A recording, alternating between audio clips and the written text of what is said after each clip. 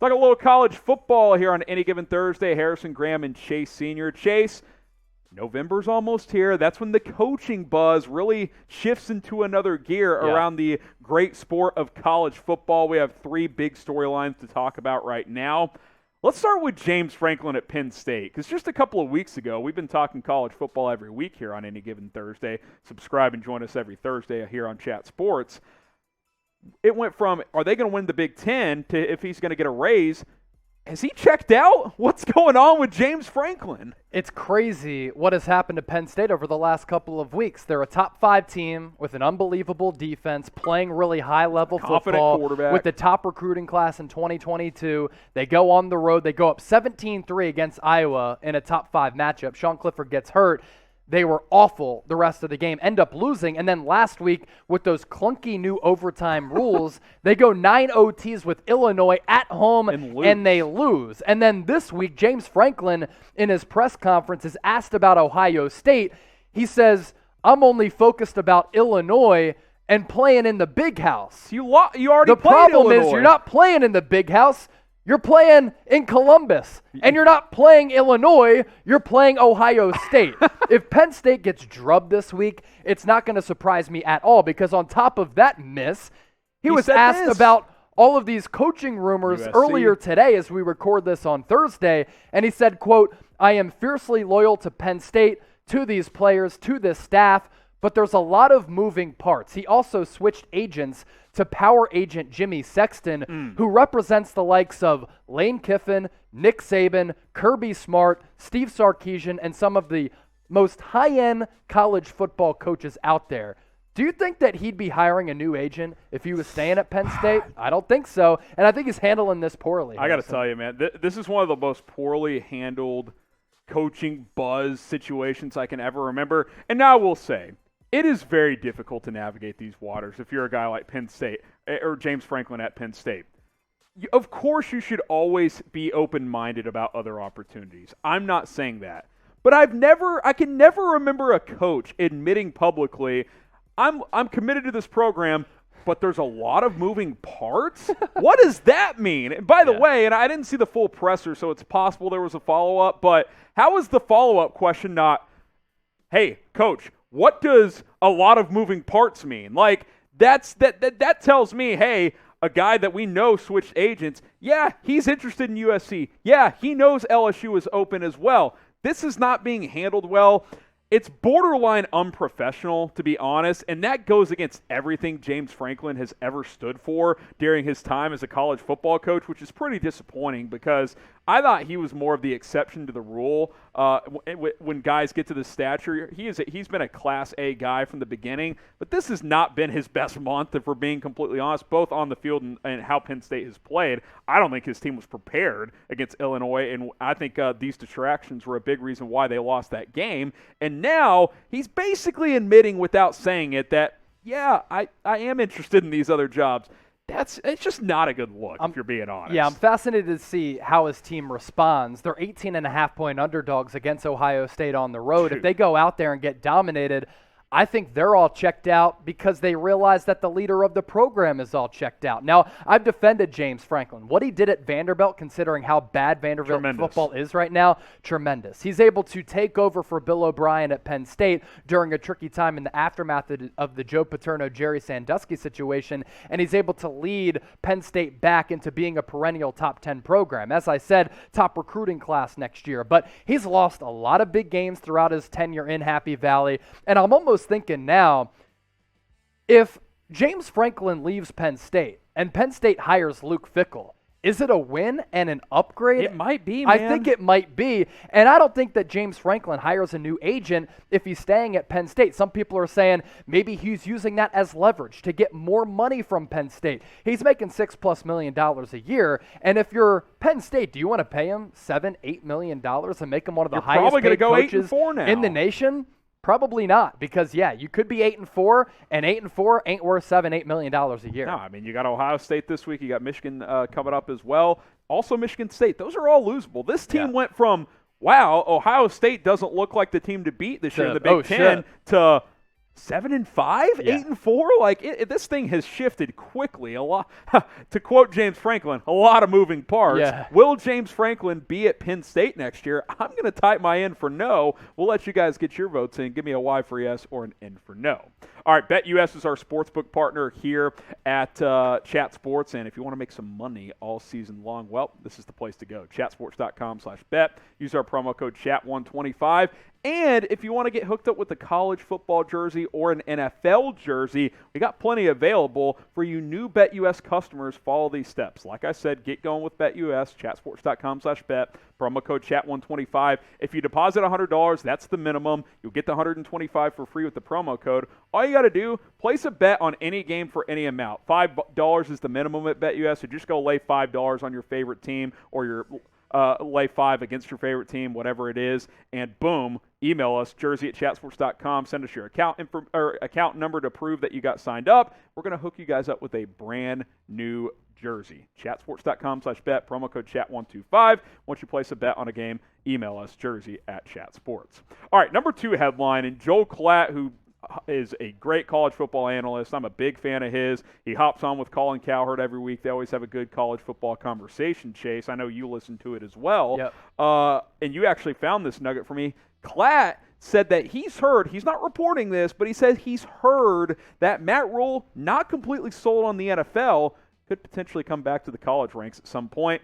Could he replace Franklin at Penn State? Yeah, here's what he said to Cowherd. I've been told that Matt Rhule is not all the way in on the NFL moving forward and that he could potentially come down to any number of these jobs. And you're talking about the likes of USC, maybe Penn State if James Franklin leaves, LSU. There are a lot of marquee jobs in college football that are already opening or are going to open at some point. Now, I had the great luxury of covering Matt Rhule when he was the coach at Temple. This guy is an unbelievable program builder. He lifted Temple out of the college football coffin. He did the same with Baylor, made both of those programs nationally relevant. I think he's done great things with the Carolina Panthers so far. Matt Rhule to Penn State is fascinating to me. He went there. He learned under Joe Paterno. That's where his interest in coaching really started to pick up, even though his dad was a longtime coach as he was growing up. Now, here's the thing. I was told a couple years ago, because I do have some Temple ties, that Matt Rhule's overall goal was to be an NFL head coach. Prior to coaching at Temple as the head man, he was the Giants offensive line coach, went back to the college ranks, and we know how that all worked out before several years later going back to Carolina. But maybe things have changed. Maybe he doesn't like the feel of the pro game. Maybe he understands this is really hard. Maybe he understands salary cap. I miss recruiting. I love developing these guys as players, also as men at the college level, and he's kind of getting tired of the NFL. This would be fascinating if Matt Rhule, who I think would immediately become one of the top 5 coaches in college football, went back to the college ranks. Matt Rhule always has felt more like a college guy to me. Now, I do think he could be a good NFL coach. I think he's got Carolina in the right direction. I know they're struggling right now. They've lost 4 in a row, but he took over kind of a rough situation in the aftermath of Ron Rivera and Cam Newton and so forth. But I've always found him as a college guy, and here's why. And Chase, you covered him, so you'd be able to weigh in on this more as well. I think the way, and this he really proved it at Baylor, in my opinion, as well, in the aftermath of Art Briles, which, ironically enough, we'll talk about him in a second. But his ability to connect to 17, 18, 19, 20, 21-year-olds, it's fantastic. Improve them not only as players but as young men to mature these guys. That I thought he was very good at that at Baylor. And yeah, those leadership qualities are obviously very important in the NFL, but you're dealing with grown-ass dudes already. Like, these are all guys that are getting paid to be pros. Like, at the college level, it's one thing to turn a 2-star into an All-American. You're working with pros in the NFL. It's all similar talent at the end of the day. His energy speaks college to me. I think his energy was a little higher when he was at the college level, in my opinion. Now, it's early on still for him in the NFL, but I think if Franklin moved on from Penn State, and Penn State's like, hey, we'll give you $7 million a year, you're telling me he's not at least considering that? Hey. Should be very fascinating. We'll see how it plays out.